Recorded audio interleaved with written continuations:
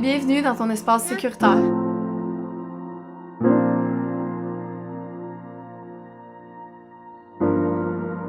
J'ai le secret ultime, c'est le travail sur toi.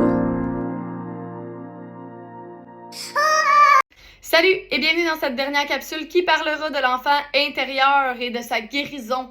J'espère que les 2 dernières capsules vous ont vraiment aidé à cheminer en tant que parent, en tant qu'humain, en tant qu'âme volatile sur cette terre, en tant que vous.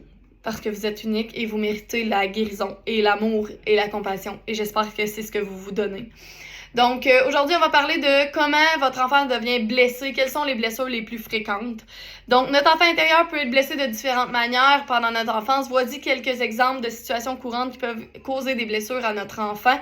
Donc, les traumatismes, les événements traumatisants comme la violence physique, les abus sexuels, les accidents graves, la perte d'un être cher, la guerre peuvent laisser des cicatrices profondes sur notre enfant intérieur.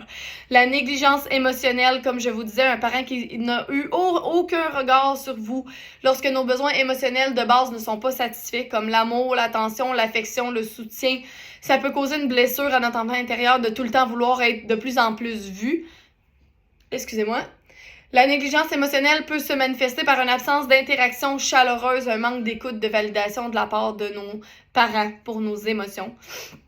Ça peut aussi être l'abandon complet de l'abandon émotionnel physique par nos parents, figure d'attachement.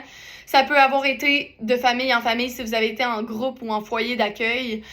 Ça peut se produire en raison d'une séparation, d'un divorce, d'un décès, de parents absents, préoccupés ou d'autres problèmes comme des problèmes de santé mentale ou de consommation. La surprotection ou le contrôle excessif est une forme de trauma. Surprotection excessive comme un contrôle excessif de la part des parents d'une figure d'autorité pour restreindre l'autonomie.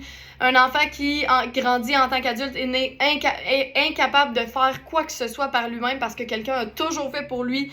Lui a toujours montré comment faire les choses, mais sans le laisser faire à son tour. Ça l'a stoppé son autonomie, ça fait sentir à l'enfant qu'il est pas capable, qu'il est incapable et qu'il n'a pas d'estime de soi pour y arriver.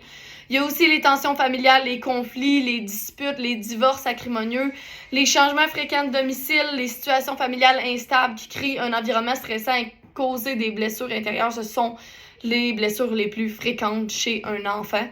Chaque personne peut avoir des blessures spécifiques qui lui sont propres en fonction de leur expérience individuelle. Puis les blessures de l'enfant peuvent avoir un impact sur son estime, sur la capacité à établir des relations saines. Parce que ce qu'on pense, ce qu'on vit en fait entre 0 et 7 ans ou 0 à 14 ans, parce qu'on est encore un cerveau en développement, ben ça va forger toutes nos relations futures avec nos futurs conjointes, avec nos futures amitiés. Tout ce qu'on va accepter pour nous, c'est ce qu'on a accepté quand on était jeune pour nos parents. C'est ce que nos parents ont accepté pour eux-mêmes. Je veux juste vous rappeler que toutes les expériences sont un reflet de notre bagage intérieur et que tout ce qu'on donne, on le reçoit en retour, le retour du balancier. C'est ce que je vous expliquais. Comment, en fait, guérir ces blessures fréquentes? Concrètement, ben, je vous l'ai dit, écrire une lettre, asseyez-vous dans un endroit calme et écrivez une lettre à votre enfant intérieur. Parlez-lui de l'abandon, de l'empathie, de l'amour que vous avez manqué.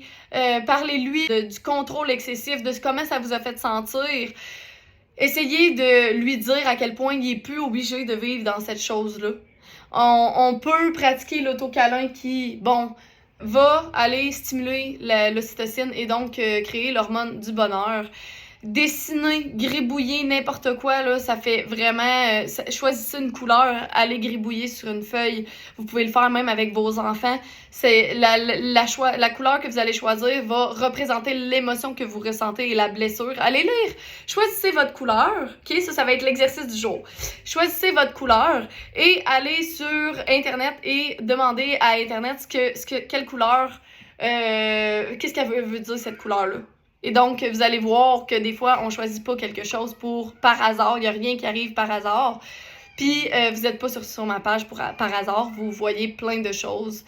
Vous pouvez aussi prendre plein de choses qui vous appartenaient quand vous étiez enfant, vous faire une boîte Vous pouvez mettre un chandail de vos parents et aller juste regarder cette boîte-là quand vous avez besoin de revisiter votre enfant intérieur. Vous pouvez créer un rituel de guérison. Fait que mettez en place un rituel qui vous permet de vous connecter à votre enfant intérieur, comme la boîte, comme je vous expliquais. Ça peut être une danse expressive si vous n'aviez pas le droit de danser. Ça peut être de se faire un gâteau si vous n'aviez pas le droit de manger du sucre quand vous étiez petit. Ça peut être vous habiller en jogging si vous n'aviez pas le droit de sortir quand que vous étiez les cheveux en bataille. Ça peut être quoi que ce soit. Ça peut être simplement d'aller regarder un film seul avec du popcorn, avec des pantoufles. Ça peut être n'importe quoi qui vous fait sentir bien. Une marche en nature. Ça peut être d'essayer quelque chose, aller faire du parachute. Ça peut être n'importe quoi, aller sauter en deltaplane si vous n'aviez pas le droit d'essayer des sensations fortes. Puis pratiquer l'écoute bienveillante de vos besoins intérieurs. Quand nos parents n'ont pas écouté nos besoins, je vous l'ai déjà dit dans plusieurs capsules, mais je le répète, vous avez soif ici parce que vous n'aviez pas le droit, vous venez juste de boire de l'eau, vous n'aviez pas le droit de choisir quand vous aviez soif. Vous avez faim dans votre estomac parce que vous avez pas le droit de manger quand vous vouliez. Vous avez envie parce que vous allez encore vous retourner 15 minutes parce qu'on arrive dans 15 minutes puis c'est tout puis c'est ça. Vous n'aviez pas le droit de choisir pour vous et aujourd'hui, vous avez le droit de choisir pour vous. Vous avez le droit de changer. Vous avez le droit d'être qui vous voulez être, qui vous aspirez à être. Vous avez le droit demain là, de tout lâcher. Vous ne vivez pas dans un monde de pas le choix. Vous ne vivez pas dans un monde où les gens décident pour vous. Votre boss, il choisit pas pour vous. Votre enfant choisit pas pour vous. Votre mari, votre femme choisit pas pour vous. Vous choisissez pour votre propre personne. Et vous allez pouvoir, à partir de maintenant, être libre de vos propres décisions. Est-ce que vous êtes obligé d'aller travailler demain matin? Non. Si vous lâchez votre job, vous êtes pas obligé d'aller travailler. Il y a des conséquences quand on prend des choix, mais aujourd'hui, faites le choix conscient et confiant de guérir et de choisir pour vous.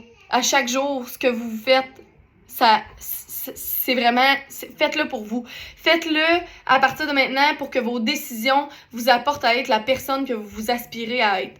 Écrivez dans votre carnet qui vous aspirez à être. Si vous vouliez être n'importe qui, la personne que vous aspiriez à être dès aujourd'hui, là, quelles caractéristiques aurait cette personne-là, que ce soit physique, émotionnelle. Qu'est-ce que vous auriez si vous seriez la meilleure version de vous-même? Et chaque décision que vous prenez à partir d'aujourd'hui, je veux que ce soit pour aspirer à être cette personne-là. Je crois en vous. Je crois en toi. Je crois en tout ce que tu aspires à être. Je crois qu'il n'y a rien d'impossible. Je crois que quand tu donnes de l'amour, en ce moment, c'est même pas un effort pour moi de donner ça parce que l'amour qu'on se donne, c'est le retour du balancier. Puis en ce moment, je vous donne à profusion à travers cette vidéo-là. Je suis sûre que vous pouvez le sentir. Mon énergie, mon amour, tout ce que je vous donne la force que demain vous repartiez pour être à zéro la personne que vous auriez voulu être depuis le jour 1. Je vous laisse là-dessus. Je vous dis pas plus, je pense que j'ai fait le tour et je vous donnerai le petit défi de dimanche qui sera le petit défi de la semaine. J'ai très hâte de vous le donner. Ça va être un défi qui va être vraiment cool et qui va aller réveiller votre enfant intérieur et son esprit compétitif. Donc, merci de repartir à zéro avec moi. Et merci d'être sur la plateforme. Je vous rappelle que si vous voulez avoir des consultations une fois par mois, si vous prenez l'abonnement à 85, vous avez le Patreon gratuit et vous avez une consultation par mois. Fait que techniquement, vous payez la consultation et vous avez le Patreon à 29 briseurs de cycle gratuit avec tous les avantages qui viennent avec. Merci de repartir à zéro avec moi.